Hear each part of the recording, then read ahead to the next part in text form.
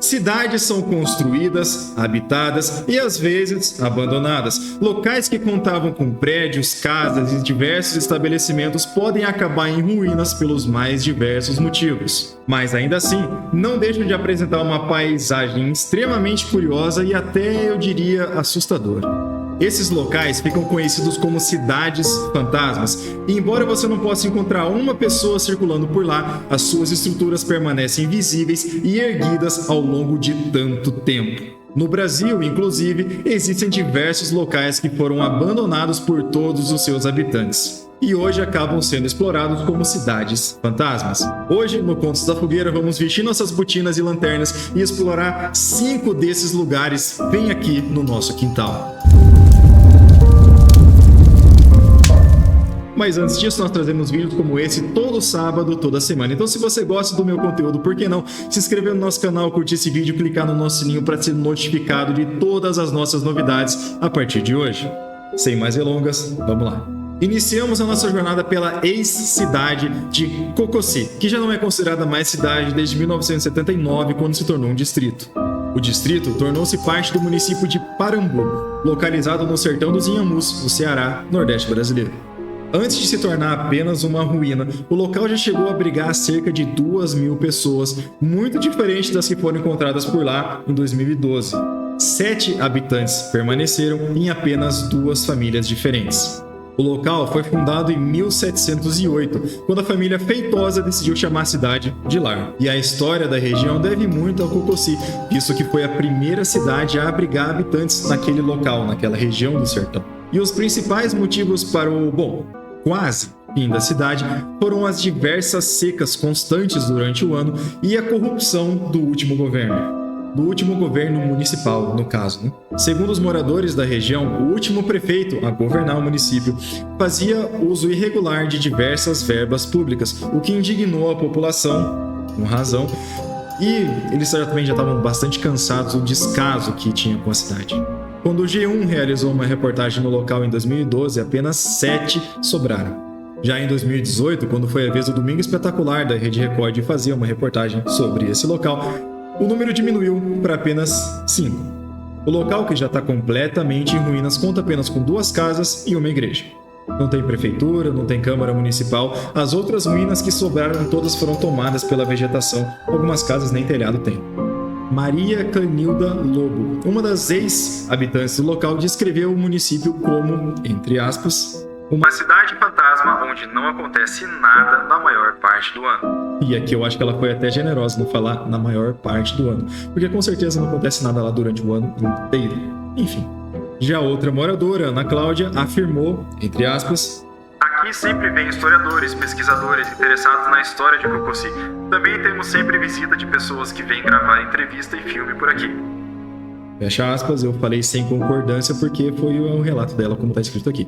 Enfim, a vida no sertão não é e nunca foi fácil. Lugares como esse vêm e vão. Agora, o interessante é que foi realmente a primeiro conjunto habitacional no sertão dos Inhamus e um local extremamente inóspito. Vocês estão vendo fotos aí, praticamente não chove, a vida é muito difícil, muito cansativa. E até surpreendente que 2.000 pessoas foram juntadas lá em algum determinado momento. Agora, para surpresa de poucas pessoas, isso não durou muito. E com essa combinação de dificuldades na condição de vida em geral, mais a corrupção inerte, a política do local, as coisas não deram muito certo e acabou virando uma cidade fantasma completamente abandonada. O último relato que nós temos são essas 5 pessoas que ainda estão lá, mas não vai me surpreender se hoje, em 2024, não restou mais ninguém, ou até menos do que isso. Fechou aqui e vamos para a nossa próxima cidade. São João Marcos foi um antigo município do estado do Rio de Janeiro que foi despovoado e demolido na década de 1940. A cidade começou a se formar com a inauguração da estrada Rio de Janeiro-São Paulo, que atraiu diversos comerciantes e estabelecimentos que se estabeleceram às margens da rodovia, mas principalmente com a instalação de diversas lavouras de café ao longo dessa estrada. Foi oficialmente fundada em 1739 por João Machado Pereira, que construiu na sua terra uma capela dedicada a São João Marcos. A cidade chegou ao seu ápice no século XX, quando chegou a ter até 14.000 habitantes. Sua principal vila, inclusive, tinha 10 ruas, 10 travessas, tinha um hospital, tinha um teatro, tinha 2 escolas, um posto do correio, um monte de coisa.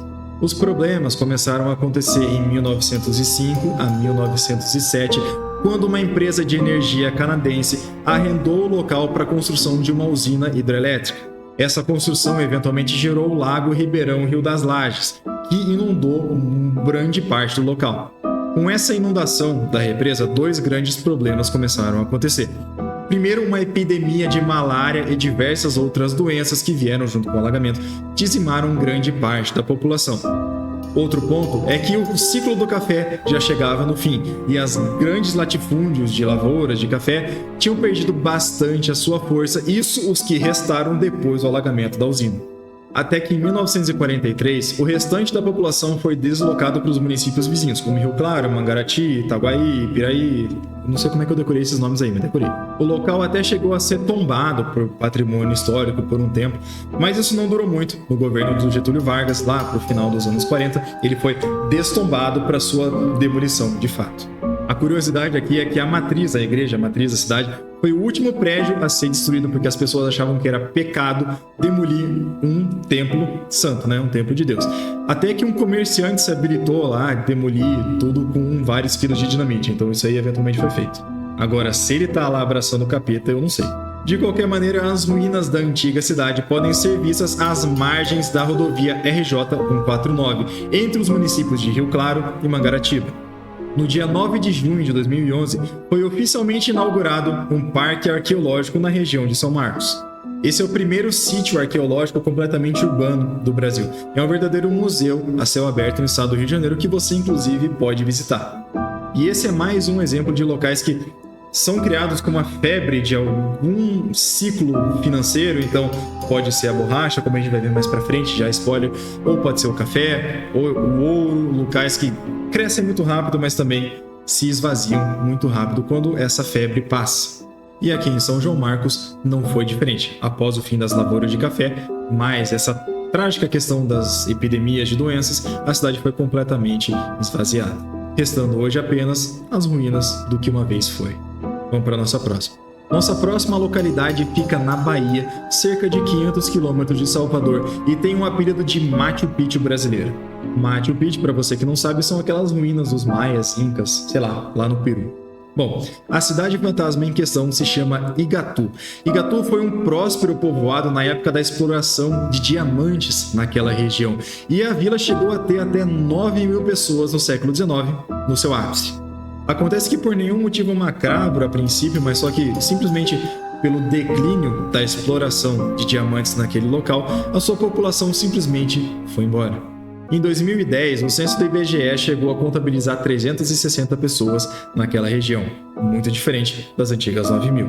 Mas em 2022, o IBGE já não contabilizou a população daquela região, até porque ela foi anexada a um outro município como um distrito de fato. Hoje, o local conta com cerca de 220 imóveis em um razoável estado de conservação e estão simplesmente abandonados no tempo. Existem construções mesmo, mas também existem residências esculpidas em rocha pura. Outras se escondem nas cavernas e outras até nas paredes dos penhascos. Enfim, o pessoal cavocava lá bastante para fazer casa. A gente não tem muito mais o que explorar aqui, até porque é um daqueles locais que veio com a febre do diamante. Quando acabou o diamante, acabou o local, sem muito mistério.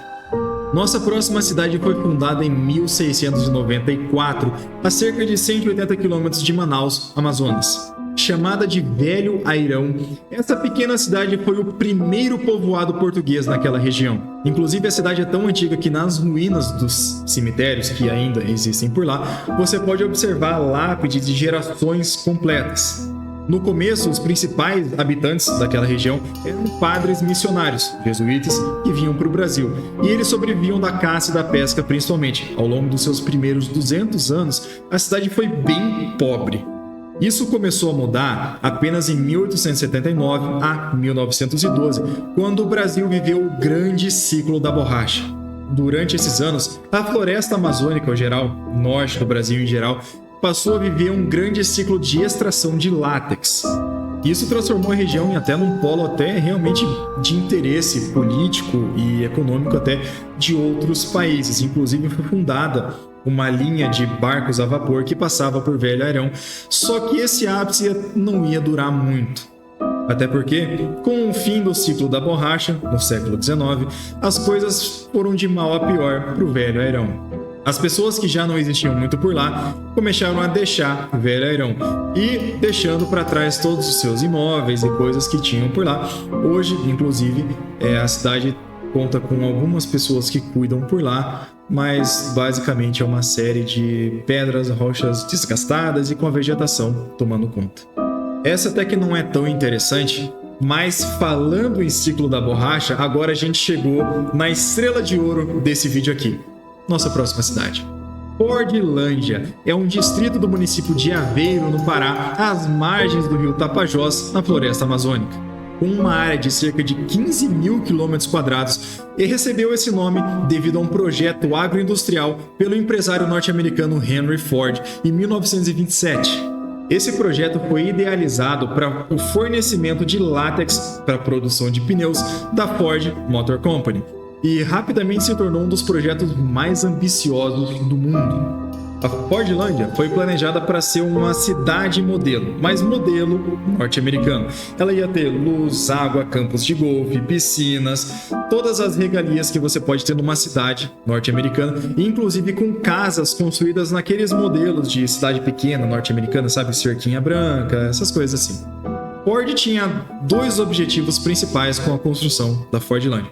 Uma delas, como eu disse, era o fornecimento de látex, que até então era a matéria-prima principal para se fazer pneus, e o único fornecedor mais próximo do Ford era na Malásia, era de lá que ele pegava o látex. Então, Malásia, bem mais longe dos Estados Unidos, Brasil, mais perto. E o segundo motivo era tentar criar uma nova América por aqui, fruto de um descontentamento que ele tinha com o próprio país naquela época, que ele via que estava se deteriorando, se perdendo, enfim, coisas pessoais dele mesmo. Para pensar, talvez ele tenha sido o primeiro bilionário maluco por aí, muito antes do Elon Musk. Só que assim, o projeto ele enfrentou diversas dificuldades desde o começo. E o primeiro deles, e mais nítido, foi que a terra era bem ruim, especialmente para o plantio de seringueiras. A terra era infértil e bem pedregosa. Fora isso, os seus gerentes não tinham nenhuma experiência na agricultura equatorial. As seringueiras foram plantadas muito próximas umas às outras, o que facilitou muito a propagação de pragas agrícolas que destruíram rapidamente essa plantação. Outro fato que causou bastante revolta eram as condições de trabalho das pessoas de lá. Porque é claro que o Ford não trouxe pessoas dos Estados Unidos para trabalhar aqui, ele recrutou pessoas locais. Só que nessa contratação, é lógico, ele queria criar uma cidade modelo, ele impôs uma série de coisas que as pessoas não estavam acostumadas.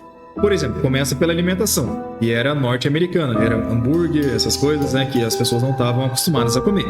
Já era um ponto ruim.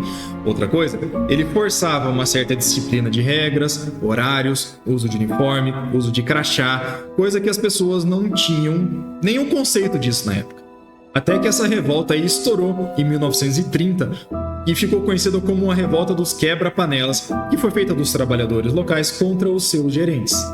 E esse evento destacou, é claro, as péssimas, ou melhor, talvez diferentes, condições de trabalho impostas pela Ford. Por fim, o exército brasileiro interviu, apaziguou as coisas, foram feitos acordos e até que as condições foram melhoradas, foram observados um pouco o lado dos trabalhadores neste caso, e a situação continuou um pouquinho mais. Só que as coisas meio que iam de mal a pior para o Ford, até porque já estava se encerrando o ciclo da borracha e esse material perdeu um pouco aquele apelo, sabe? E as dificuldades vinham também, principalmente, pela questão da terra, que não era favorável ao crescimento das seringueiras. O Ford até tentou transferir de local essa plantação, mas aí, já nesse mesmo momento, foram inventadas novas tecnologias que permitiam o uso de materiais como petróleo para a fabricação de pneus. Então, o material do látex perdeu completamente seu apelo aí. Depois ali de 1945, quando Henry Ford morreu, passou o comando da empresa para o seu neto, Henry Ford II, e ele já vendeu o empreendimento, desistiu do projeto, vendeu para o governo brasileiro, o governo brasileiro comprou as terras de volta, eles foram indenizados, se eu não me engano, $250 mil, que na época era até que bastante coisa, mas enfim, aí acabou que a empresa saiu do Brasil e ficou aquele lugar abandonado.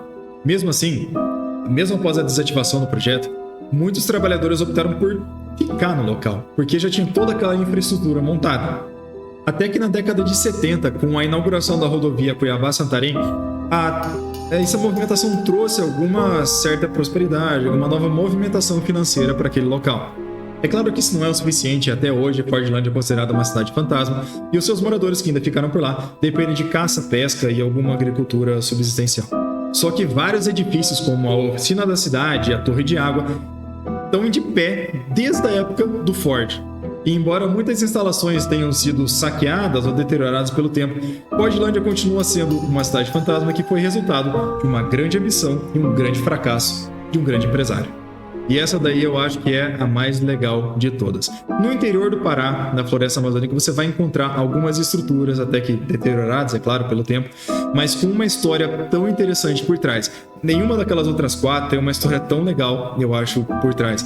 Você vê que o impacto que uma grande empresa pode ter numa região, né? Claro que dessa vez não deu muito certo, mas uma grande indústria bilionária investindo num país com essa ideia de utopia, de criar um lugar, uma nova América no Brasil e pegar esses trabalhadores e simplesmente na cabeça dele achar assim, igual os romanos faziam antigamente, que quando eles iam conquistar os povos, na cabeça deles era inconcebível que eles não iam aceitar Roma. Tipo assim, como assim eles não vão aceitar Roma? Sabe, porque nós somos tão bons, temos uma religião tão boa, temos tantas condições, como que eles não vão aceitar? A mesma coisa foi com a Ford em relação aos trabalhadores do Brasil. É claro que não deu muito certo, revoltas foram feitas e hoje é uma cidade fantasma que é um grande desperdício de investimento, mas não deixa de ser uma história muito legal pra gente cobrir aqui.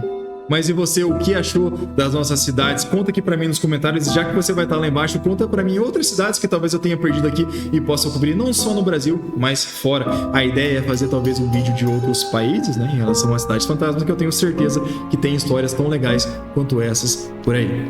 E se você gostou, não esquece de se inscrever no nosso canal, curtir esse vídeo, clicar no nosso sininho para ser notificado de todas as nossas novidades a partir de agora. Muito obrigado por ter assistido até aqui, um grande abraço, falou!